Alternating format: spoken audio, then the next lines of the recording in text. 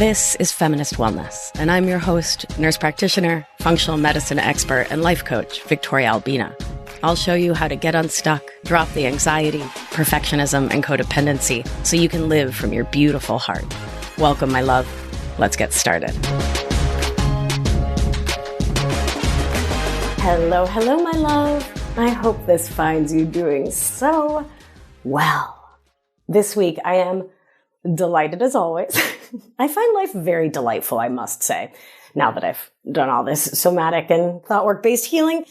But I find life very delightful. So I am, in fact, quite delighted to share a conversation I recently had with Natalie, who was a member of a recent anchored cohort. And Natalie and I talked all about her experience and her growth, which was, wow, mind-blowing. So I'm sharing these stories from previous anchored members with you all because they really matter.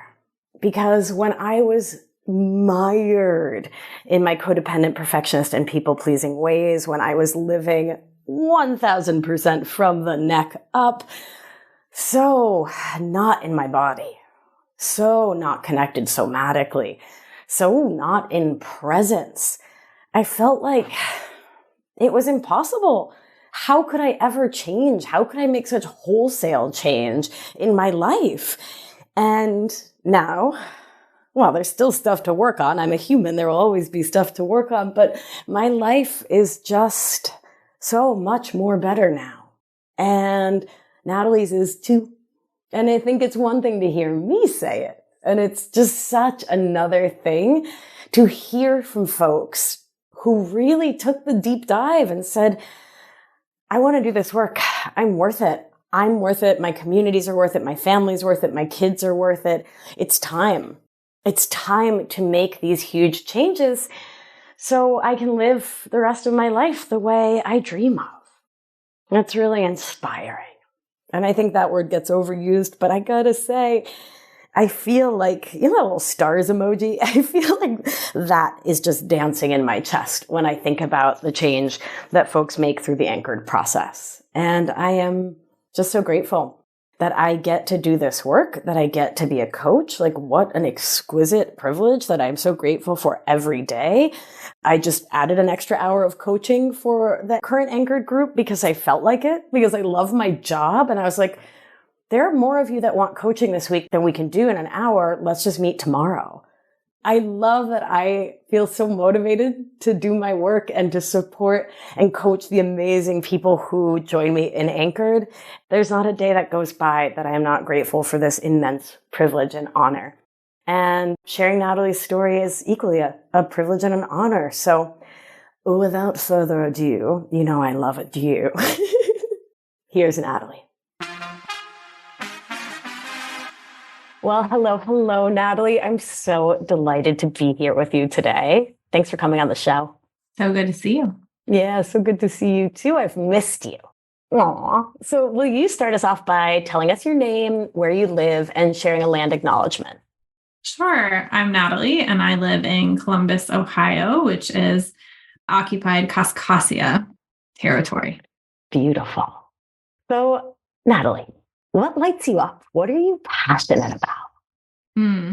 I am passionate about connection, growth, and I think that applies to not just individual relationships, but also connection and growth across communities and organizations. So it's, kind of at all levels, I guess. Yeah. What do you do for fun? I play with my boys. I have 2 children, and I have a lot of fun with them, being silly, having dance parties and doing artwork with them. We're big into that, crafting, if you would. I would. I know you would. You know I would. I'm like, what? The good markers. Oh yeah. God, I love the good markers, right? You know, it's a good day when you pull out the good markers. Yeah, exactly. What do you do for work? I am a management consultant. So I do strategy work and I help organizations manage their talent. So it kind of goes back to that connection and growth. I get to help companies better connect with their people and their potential employees. So you were recently in a cohort of Anchored. Why did you decide to join? What interested you about the program? Well, I had been down a path of self, reflection and really trying to work through some things in my life. And I had gotten onto the podcast. So I had tried a couple of other platforms before I came across your podcast, and they didn't work for me.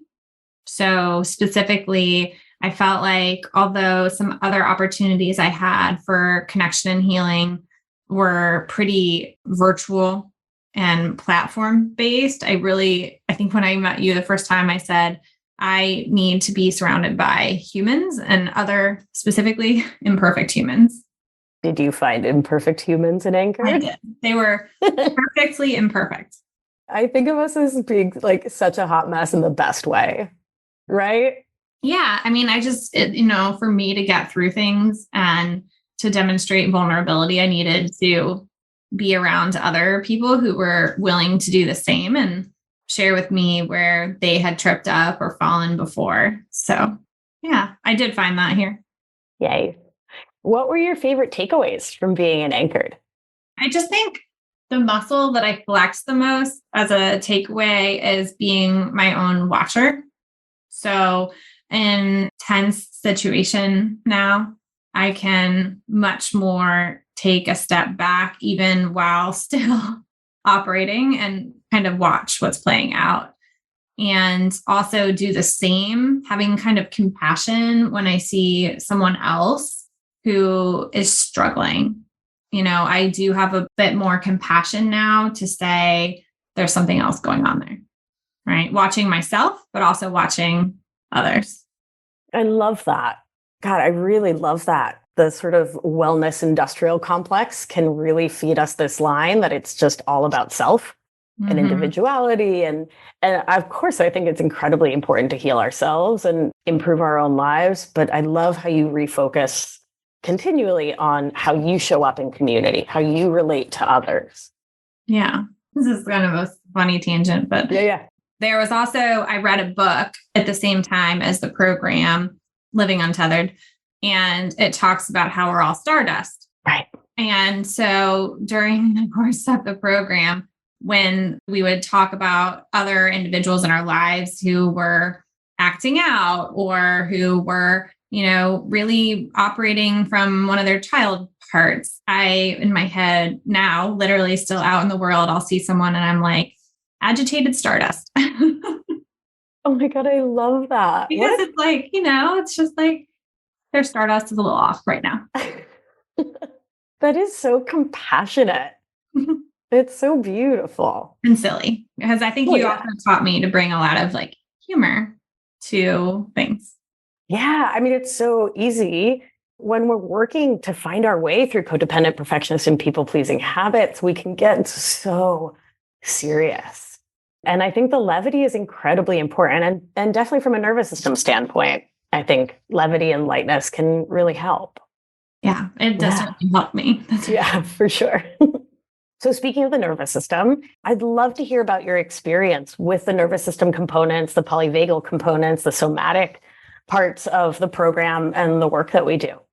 I know you attract nerds, as you lovingly call it, and I only got nerdier through this experience. I think I really was hungry for more information about nervous system regulation, although I didn't know that those were the words that I needed to ask for. And it both has to do with about how my body is in moments of stress and anxiety, but also, as you know, because I have a son who's neurodivergent with epilepsy and autism spectrum disorder. And so it has taught me not just how to regulate myself, but how to watch and observe and intervene in supportive ways with my kiddo. What a beautiful gift to give yourself and him, and then your other son and the other people in your life, right? Right. Yeah. And I mean, I remember halfway probably through Anchored, when we had an appointment with his epileptologist, neurologist. And, he said, and I told him that I have a theory around better seizure control through nervous system regulation. And he's like, of course, keep doing this, keep teaching him the skills, keep teaching him about mindfulness, but also just about, how to bring himself back to baseline using our words. Wow. That is so amazing. That is so beautiful. You didn't know you were going to build this whole other toolkit, but it's been really beneficial for me and my son. Wow. Wow, wow, wow. Just so powerful to think changing his sweet little baby life. Right. I mean, I know he's a big boy now, but he's springing up, that's for sure. Cutie. What did you enjoy about working with me as your coach? Well, you're great, period. What did I enjoy? I mean, you're so incredibly intentional and really supportive with, yes, your tenderoni side, but also in pushing. So I think that you were able to ask me questions about my life and my relationships that I wouldn't have let other people ask me as directly, because I was like wrapped in this supportive container. So whereas someone else might have asked the same thing and I would have told them to get out of here, more colorful commentary than that. With you, I, engaged in the process. That's beautiful. And I'm so glad you did. Yeah, we did some really powerful work together in Anchored. What are some standouts for you? Some things that have changed through this process, being in the community, being coached by me? One of the reflections I had during the program was the support of women communities. And so I hadn't really realized it, but throughout my life at various times, I had wrapped myself in support of women communities. So whether it was when I chose to become a yoga teacher and go through the training program, right? I don't currently teach, but at that time in my life, I needed to be wrapped in support by those kind of women. And then, similarly, after I had kids, there was my new moms group and, I was with them and I didn't realize how much I was lacking that until I got into Anchored. And, I've moved as an adult from one city to another, and reestablishing that kind of community is difficult.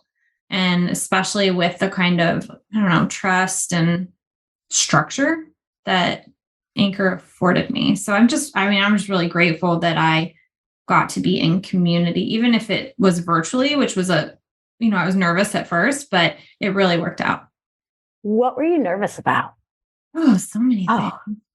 I was nervous about if I could commit to the program with everything else that I have in my life to balance with, the other hats I wear as a mom, as a professional, as a friend, family member.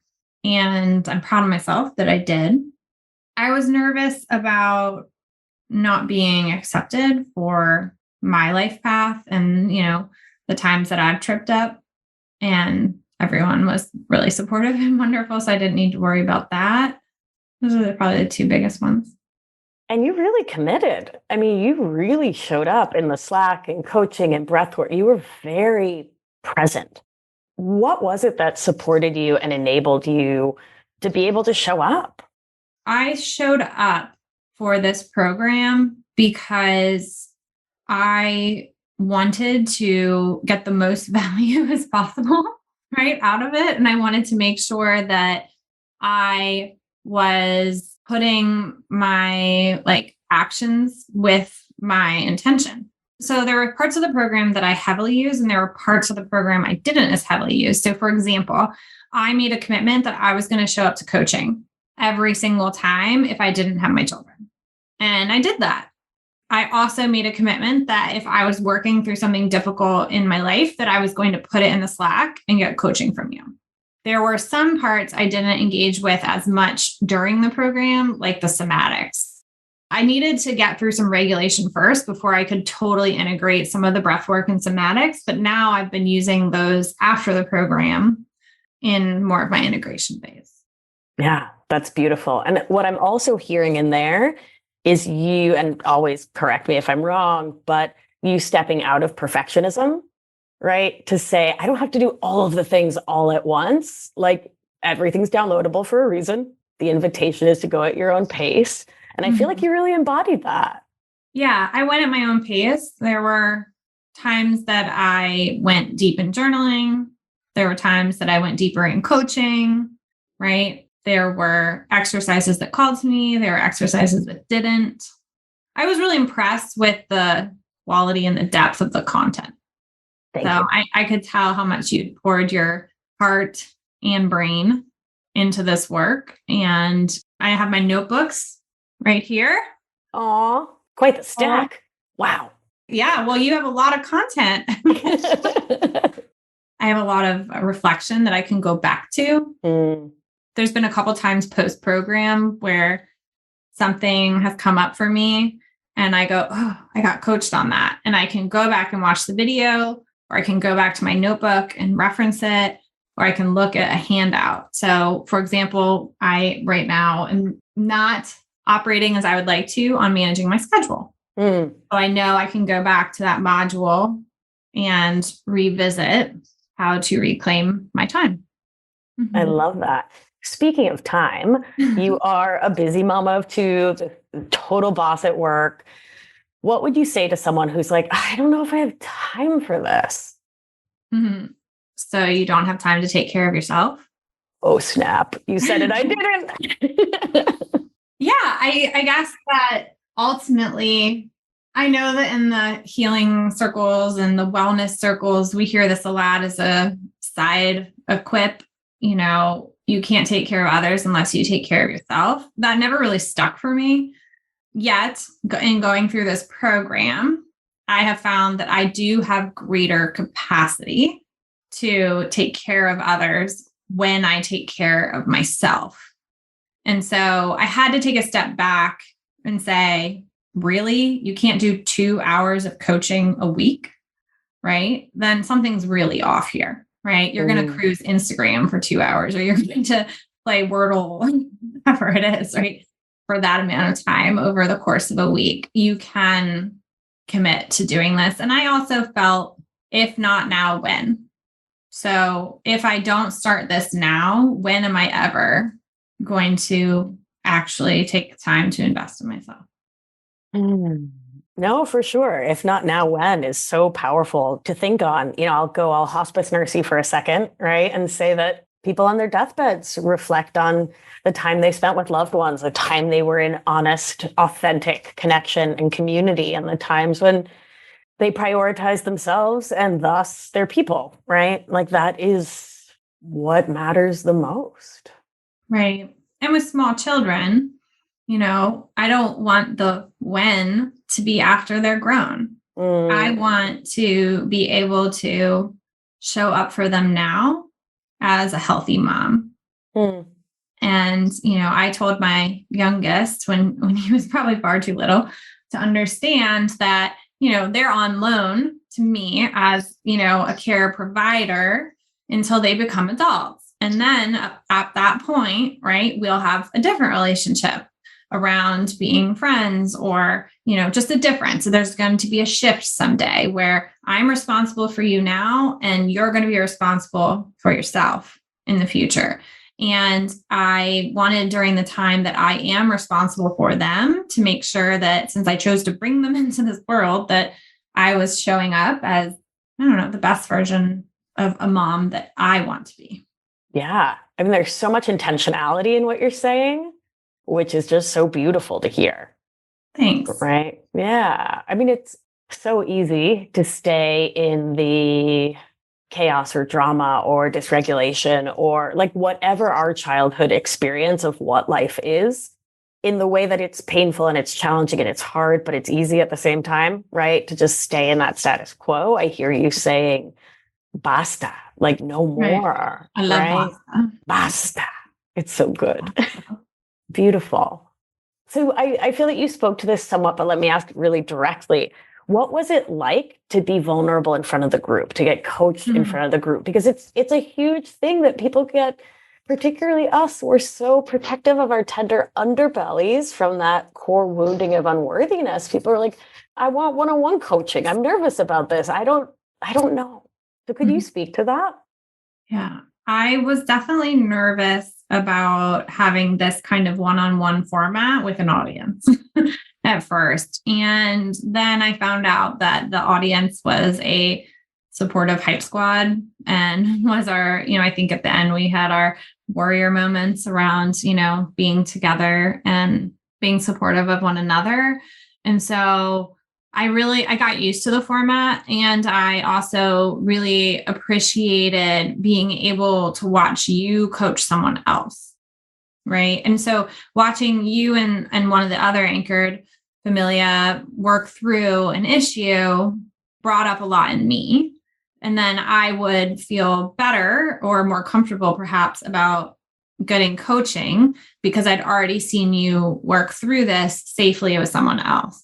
And I had either some preliminary insights or some questions as a result of what they had. So I definitely wasn't super excited about that format, like coming in right at the beginning. But as soon as we got our training wheels on and got going, then I really found it to be very supportive. I love that image of training wheels. And I love what happens around week like 3 or 4 when people are like, get these off. I got to go fast. Like, let's go.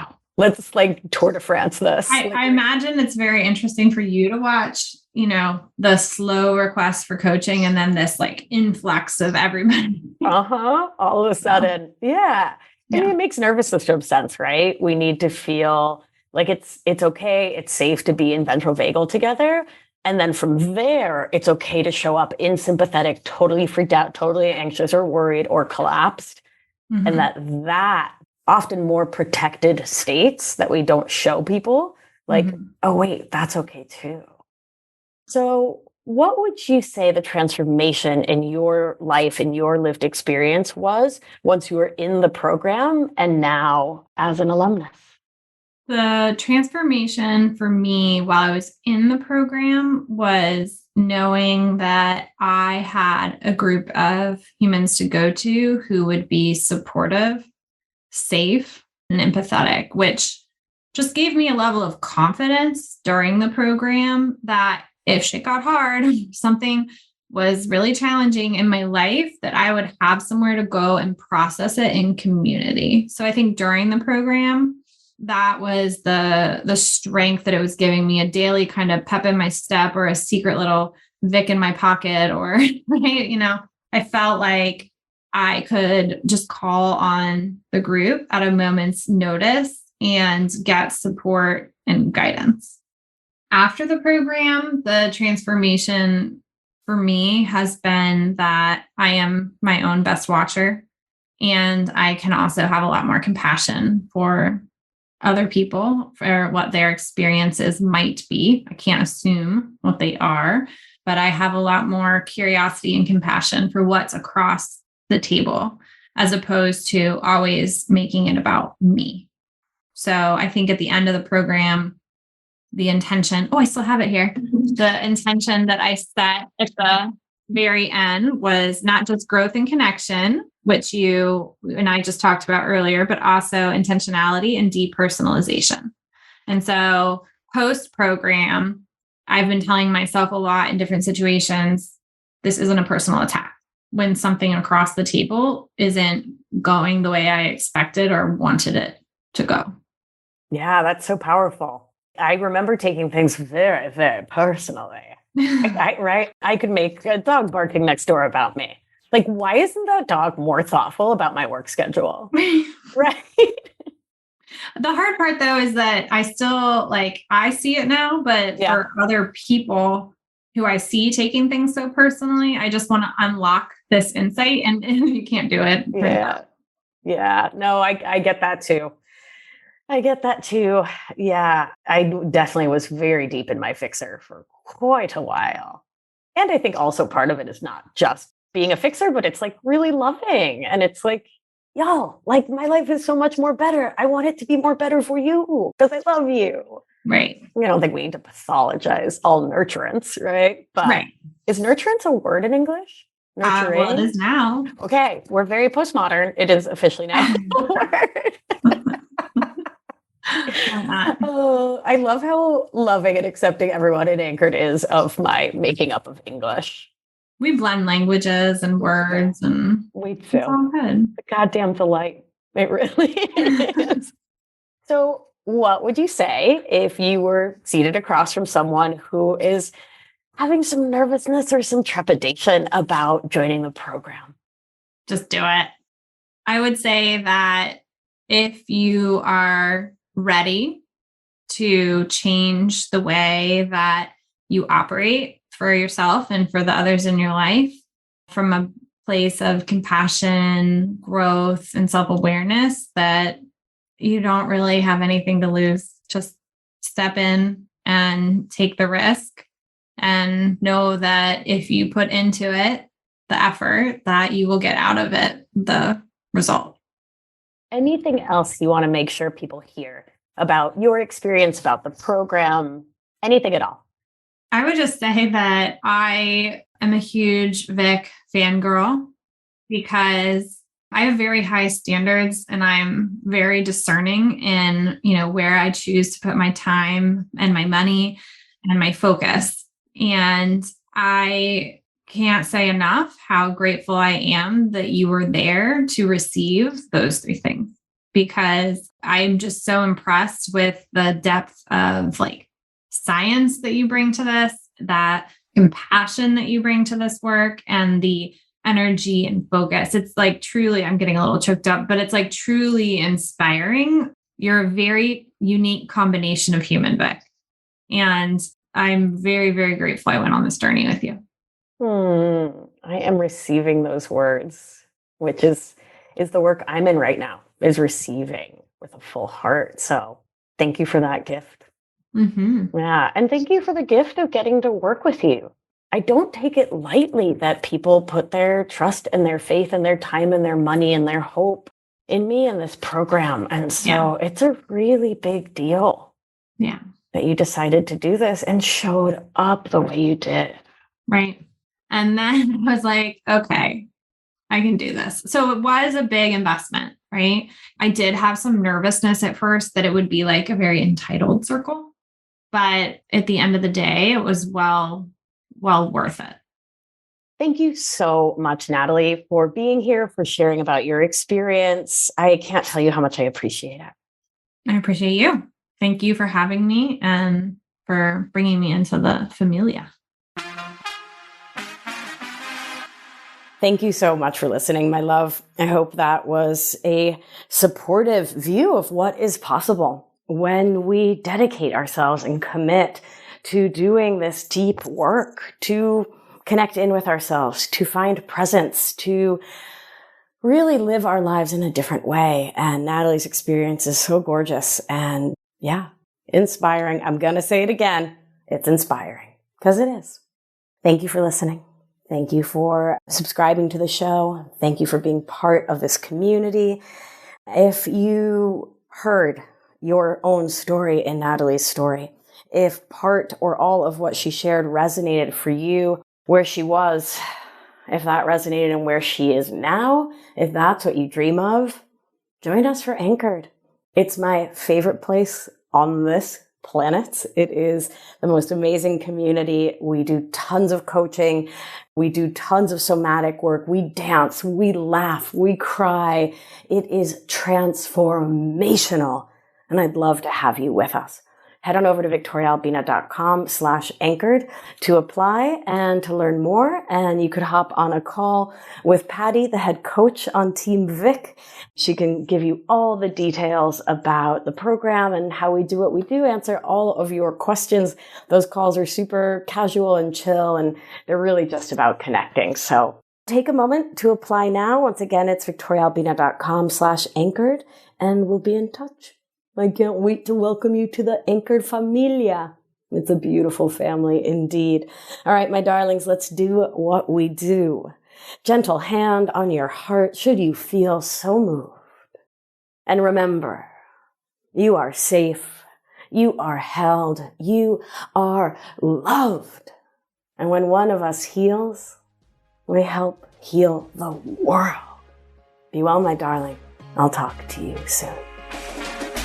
If you've been enjoying the show and learning a ton, it's time to apply it with my expert guidance so you can live life with intention without the anxiety, overwhelm, and resentment so you can get unstuck. You're not going to want to miss the opportunity to join my exclusive intimate group coaching program. So head on over to victoriaalbina.com/masterclass to grab your seat now. See you there. It's going to be a good one.